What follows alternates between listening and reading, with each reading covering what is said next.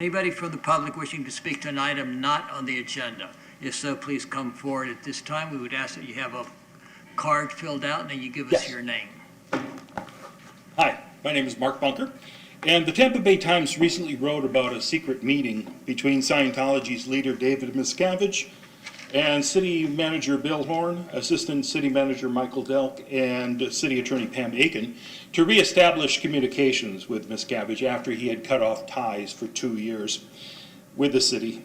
During that time, of course, LLCs using vast amounts of cash bought up virtually all of the remaining downtown property.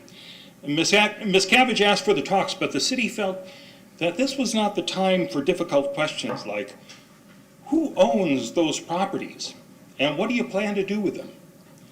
Now, those don't seem like difficult questions to me. It seems like the only two questions that have to be asked and answered before anything else should move forward. Should we invest $64 million in Imagine Clearwater until we understand if Scientology is going to try to simply cash in on the improvements in a few years?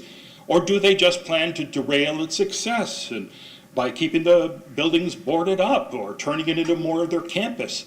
I mean, we have to know that. You continue to treat Scientology like a partner, but they're not. They stab you in the back constantly.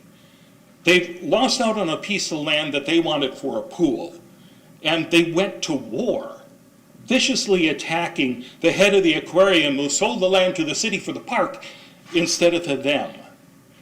Who does that? Not a partner. Scientology has their own goal. It might help the city to think of their beautiful buildings down here as a foreign embassy from a faraway land, a land with its own laws, an internal justice system, with wealthy oligarchs who come to visit. A land of great wealth, yes, but an oppressed people with a ruthless leader at the top. You have to deal with that leader, that's true, but you're dealing with Putin, not the Pope. So watch your back and understand what you're getting into.